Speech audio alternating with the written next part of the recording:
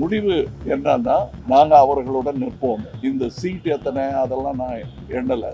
வெளியில் இருந்து நாங்கள் ஆதரவு கொடுப்போம். கமலஹாசன் எடுத்த ஒரு அதிரடியான முடிவு, இந்த தேர்தலில் போட்டியிட போறது இல்லை அப்படின்றது. உதயசூரியன் சின்னத்துல அவரை நிக்க சொல்லியிருக்காங்க. 2 சீட் தரோம், உதயசூரியன் நில்லுங்க அப்படின்னா இல்ல எனக்கு எங்களுடைய சொந்த சின்னத்துல நிக்கணுங்கிற ஒரு சின்ன அந்த ஒரு கான்வர்சேஷன் போயிருக்கு. இப்போ ஒரு கட்டத்துக்கு மேல வந்து அவங்க கூப்பிட்டு சொல்லியிருக்காங்க, இல்ல நிறைய வந்து நாங்க கூட்டணி கொடுத்துட்டோம், நீங்க உங்களுடைய கேண்டிடேட் கொடுங்க, நாங்களே உங்களுக்கு அவங்க சின்னத்தை கொடுக்குறோம், நீங்க அங்க நிக்கணும்னோட வேணாங்கிற ஒரு முடிவு பண்றாங்க. ஏன் உதயசூரியன் திமுக ஏன் அவ்வளவு நம்பர் வந்து உங்களுக்கு மெஜாரிட்டி நம்பர் வரும்ல, அவ்வளவு பயம் இருக்கு டிஎம்கேக்கு?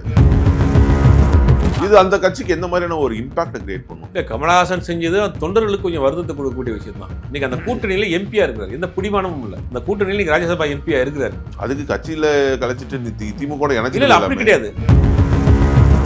விடுதலை சிறுத்தைகள் கட்சியினுடைய தலைவர் திருமாவளவன் அவர்கள் முதலமைச்சருக்கு ஒரு கடிதம் எழுதியிருக்காரு. மக்கள் நீதி மையத்துக்கு சீட்டு கொடுத்து உள்ள கொண்டு வாங்க, அவர் போட்டியிடாம வெளியே இருக்கிறது வந்து அவர் கூட்டணிக்கு நல்லதில்லை அப்படின்ற ஒரு கருத்தை கொடுத்திருக்காரு. 8 அப்படிங்கிறது விசிகா தொண்டர்கள் மத்தியில் ஒரு சின்ன ஒரு வருத்தத்தை கொடுத்துருக்கு. இப்ப கமலஹாசன் அந்த மாதிரியான ஒரு சோர்வுல அந்த தொண்டர்களும் இருந்தாங்கன்னா அது ஜெல்லாய் வேலை செய்வாங்களா அப்படிங்கிறது இவர் யோசிக்கிறார். மக்கள் நீதி மையமும் விசிகாவும் சேர்ந்து ஏதாவது வேலை பார்க்காம போயிடக்கூடாதுல்ல. தொண்டர்கள் மத்தியில் இருக்கக்கூடிய ஒரு சலசலப்பை சரி பண்றதுக்கான ஒரு லெட்டரை தான் நான் பார்க்கிறேன். திருமாவளவனுடைய கோரிக்கையை ஏற்று திமுக ஒருவேளை கமலஹாசனை மறுபடியும் கூப்பிடுறதுக்கு இடம் இருக்கா? அது கொடுத்துருந்தா தான் 2 வாங்கிட்டு போயிருப்பாரு.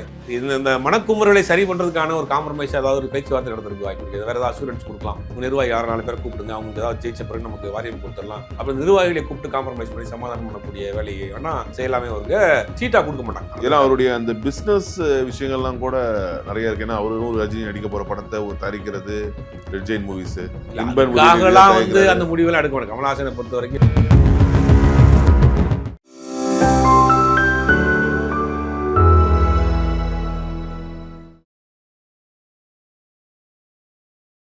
ப்ரோவோக் வாய்ஸ் நேயர்களுக்கு வணக்கம். இன்றைய சிறப்பு நேர்காணலில் நம்முடன் இணைந்திருப்பவர் மூத்த பத்திரிகையாளர் திரு சுபைர் அவர்கள். வணக்கம் சார். வணக்கம்.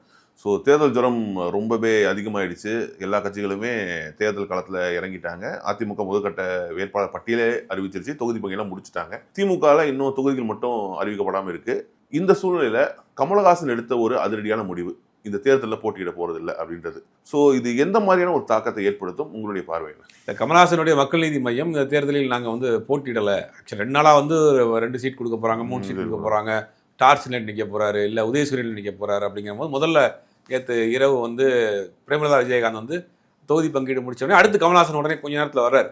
வந்தோடனே எப்படி நீங்கள் கையெழுத்தாக போகுது 2 சீட் 3 சீட்னு வந்தோடனே அவர் என்ன பண்ணுறாரு, நான் தேர்தலை வந்து புறக்கணிக்கிறேன், ஆதரவு கொடுக்குறேன் அப்படிங்கிற மாதிரி போகிறாரு. என்ன நடந்திருக்கு அப்படின்னு முன்னாடி விசாரிக்கிறப்ப உதயசூரியன் சின்னத்தில் அவரை நிற்க சொல்லியிருக்காங்க. 2 சீட் தரோம், உதயசூரியன் நில்லுங்க அப்படின்னா இல்லை எனக்கு எங்களுடைய சொந்த சின்னத்தில் நிற்கணுங்கிற ஒரு சின்ன அந்த ஒரு கான்வர்சேஷன் போயிருக்கு. இப்போ ஒரு கட்டத்துக்கு மேலே வந்து அவங்க கூப்பிட்டு சொல்லியிருக்காங்க, இல்லை நிறையா வந்து நாங்கள் கூட்டணி கொடுத்துட்டோம், ஒரு குறைஞ்சபட்சம் ஒரு 170 அந்த நம்பருங்கிறது தான் ஒரு சேஃப்டியான நம்பராக இருக்கும், நீங்கள் உங்களுடைய கேண்டிடேட் கொடுங்க, நாங்களே உங்களுக்கு அவங்க சின்னத்தை கொடுக்குறோம், நீங்கள் அங்கே நிற்கணுன்னே வேணாங்கிற ஒரு முடிவு பண்ணிட்டார். 2 சீட்டு வாங்கி வேற ஒரு சின்னத்தில் நிப்பாட்டி அது நமக்கு வேண்டாம் அப்படிங்கிற முடிவுக்கு வந்துட்டு தான் அவர் வேண்டாம் நான் வந்து ஆதரவு கொடுக்குறேன் அப்படிங்கிற முடிவு கொண்டார். இதுக்கு என்னன்னா, இது அவர் வந்து தேர்தலை நான் வந்து போட்டியிடலை புறக்கணிக்கிறோம் அப்படின்னு சொல்லிட்டு ஆதரவுங்கிற நிலைப்பாட்டை வந்து அவர் 2 நாளைக்கு முன்னாடி எடுத்துட்டார். 2 நாளைக்கு முன்னாடி ஒரு பத்திரிகையாளர் சந்திப்பு ஏர்போர்ட்லேருந்து கொடுத்துருப்பார். அப்போ சொன்னால் நாங்கள் இந்த கூட்டணியில் இருக்கிறோம். அப்போ பத்திரிகையாளர் கேட்குறாங்க, உங்களுக்கு கூட்டணிக்கு உங்களுக்கு ஏதாவது தொகுதி சம்மந்தமான பிரச்சனை இருந்தாலும் இல்லாட்டியும் கூட நாங்கள் இந்த கூட்டணியில் இருக்கிறோம், தமிழ்நாட்டை காப்பாற்றுவதற்காக ஒரு கூட்டணி உருவாயிருக்கு, அந்த கூட்டணியில் நாங்கள் இருப்பது எங்களுடைய கடமை, தமிழ்நாட்டுக்கு நாங்கள் செய்ய வேண்டிய கடமை, இதெல்லாம் கமலஹாசன் சொன்னது. இதெல்லாம் வந்து அவர் வந்து கூட்டணியில வந்து போட்டியிடலன்னு சொல்றதுக்கு முன்னாடியே ஒரு முடிவு எடுத்தார்.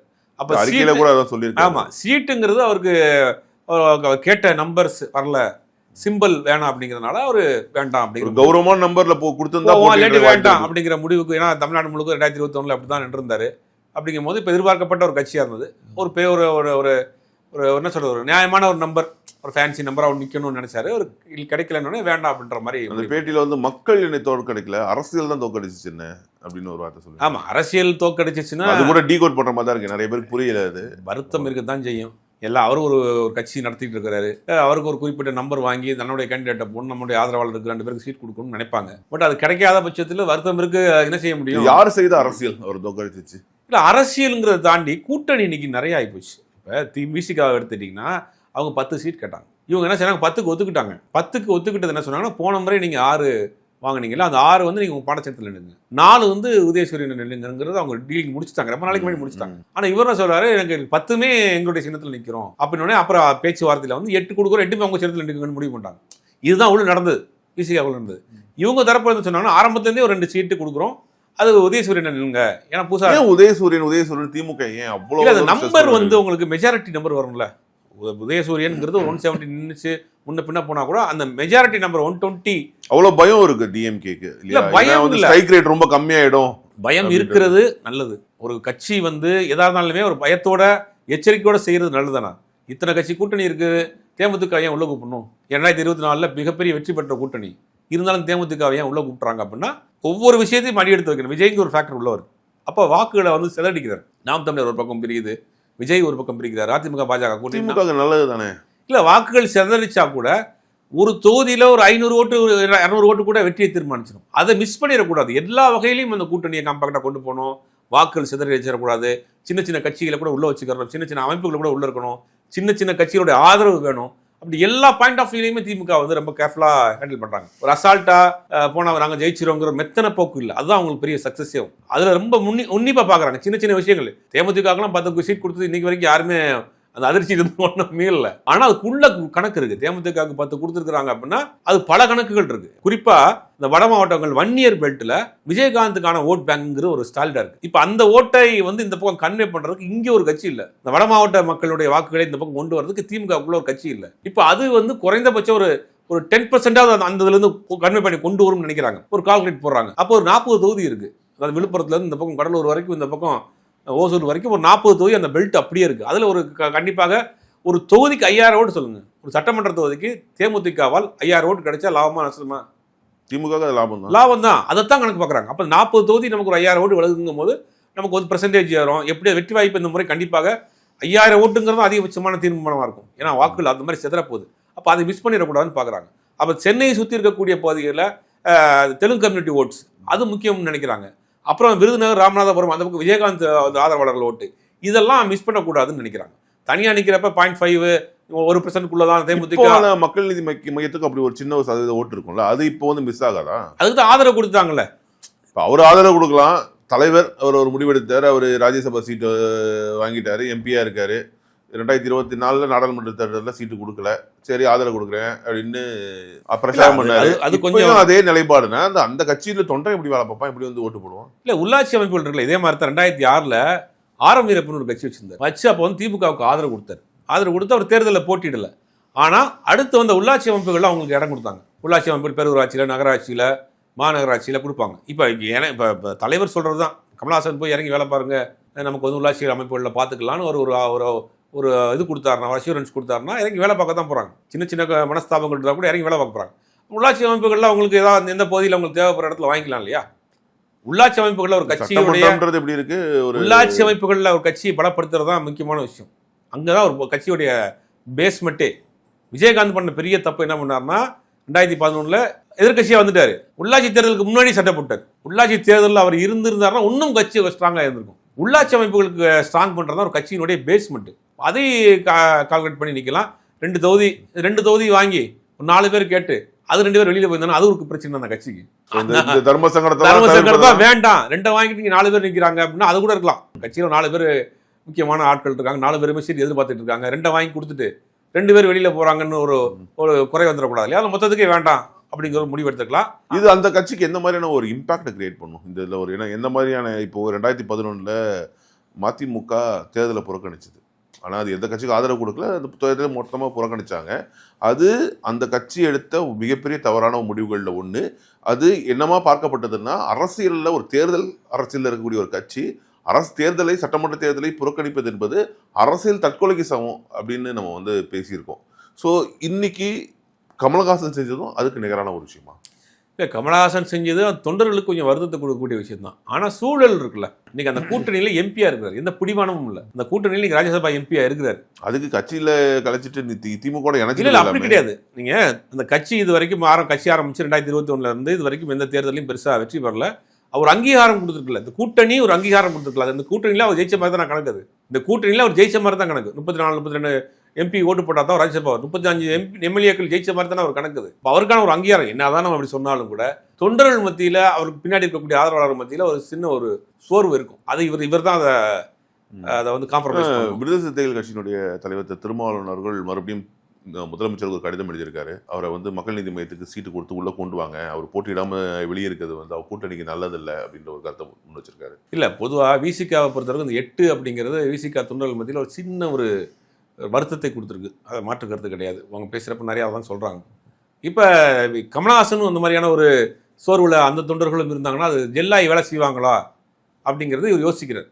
அவரையாவது முதல்ல காம்ப்ரமைஸ் பண்ணி உள்ளே கொண்டு வருவோம், அதுவும் வேறு மாதிரி கூட்டணிக்குள்ளே மக்கள் நீதி மையமும் விசிகாவும் சேர்ந்து ஏதாவது வேலை பார்க்காம போயிடக்கூடாதுல்ல. அப்போ அதை காம்ப்ரமைஸ் பண்ணுறதுக்கு நீங்கள் உள்ளே கொண்டு வாங்க அப்படிங்கிற மாதிரி அவர் பெருந்தன்மையாக வேணான்னு சொன்னாலும் கூட நீங்கள் கொடுங்க, அவர் நம்மளோட ரொம்ப நாள் ட்ராவல் பண்ணுறாரு, இந்த கொள்கையில் ரொம்ப உறுதியாக இருக்கிறாரு அப்படிங்கிற மாதிரி ஒரு 3 பக்கம் இன்றைக்கி ஒரு அறிக்கை ஒன்று கொடுத்துருக்கிறாரு. அது தொண்டர்கள் மத்தியில் இருக்கக்கூடிய ஒரு சலசலப்பை சரி பண்ணுறதுக்கான ஒரு லெட்டரை தான் நான் பார்க்குறது. திருமாவளவனுடைய கோரிக்கையை ஏற்று திமுக ஒருவேளை கமலஹாசனை மறுபடியும் கூப்பிட்றதுக்கு இடம் இருக்கா? அப்படி கூப்பிட்ட பட்சத்தில் கமலஹாசன் ஒரு முடிவு மாற்றிப்பதற்கான சாத்தியம் ஏதாவது இருக்கா? இல்லை, இனி வந்து ஆல்மோஸ்ட் அவங்க வந்து கூட்டணிகள்லாம் பேசி முடிச்சுட்டாங்க. இனி கொடுக்கறதுக்கான வாய்ப்பு இருக்குமாங்கிறது தெரியல. அது கொடுத்துருந்தா தான் 2 வாங்கிட்டு போயிருப்பாரு. அவருக்கு 2 உதயசூரியன் கொடுக்கறதுக்கு தயாராக இருந்தாங்க. அது வேணாங்கிறது தான் பிரச்சனையே. திருப்பி கூப்பிட்டு அதில் ஏன் கொடுத்தா அப்படி வாங்குவார்? அப்போ திருப்பி கூப்பிட்டு கொடுக்கறதுக்கான வாய்ப்பு இல்லை. இந்த மனக்குமுறலை சரி பண்ணுறதுக்கான ஒரு காம்ப்ரமைஸ் ஏதாவது ஒரு பேச்சுவார்த்தை நடந்திருக்கு வாய்ப்பு இருக்குது. வேறு ஏதாவது அஷூரன்ஸ் கொடுக்கலாம், உள்ளாட்சி அமைப்புகளில் பார்த்துக்கலாம், மற்ற ஏதாவது வாரியம் கிரியம் தரலாம், உங்கள் நிர்வாகி 6-4 பேரை கூப்பிடுங்க, அவங்களுக்கு ஏதாவது ஜெயிச்ச பிறகு நமக்கு வாரியம் கொடுத்துடலாம், அப்படி நிர்வாகிகளை கூப்பிட்டு காம்ப்ரமைஸ் பண்ணி சமாதானம் பண்ணக்கூடிய வேலையை வேணால் செய்யலாமே. ஒரு சீட்டாக கொடுக்க மாட்டாங்க. அப்படி சீட்டாக கொடுத்தா எல்லா கட்சியிலும் போர்க்கிட்டு தூக்க ஆரம்பிச்சிருவாங்க. ஸோ இது கமலுடைய இந்த முடிவு என்பது என்ன, எதை சொல்ல வருது திமுக கூட்டணியில்? இல்லை, திமுக கூட்டணியில் ஒரு சின்ன ஒரு மன வருத்தத்தில் இருக்கார் கமல்ஹாசன். அதனோட வெளிப்பாடாக தான் நான் ஓப்பனாக சொல்லணும்னா பார்க்கணும். அதை ரொம்ப நாசுக்காக டீசெண்டாக இந்த கூட்டணிக்குள்ளே எதுவும் பிரச்சனை வந்துடக்கூடாதுங்கிறதுல ரொம்ப நாகரிகமாக நடந்திருக்காரு. அவ்வளோதான். கமல் வந்து ரொம்ப அதீத ஒரு நாகரிகம் முதிர்ச்சியோடு நடந்துக்கிறார். ஆமாம், கண்டிப்பாக இந்த கூட்டணி உடைந்துடக்கூடாது, இந்த கூட்டணி உடைந்தால் தமிழ்நாட்டிற்கு ஆபத்து அப்படிங்கிறத ரொம்ப ஸ்ட்ராங்காக உணர்ந்தவராக இருக்கிறாரு. அதனால் வந்து தன்னுடைய நிலைப்பாட்டில் கூட கொஞ்சம் இறங்கி வந்து இதை விட்டு கொடுத்துட்டு போயிருக்கிறாரு.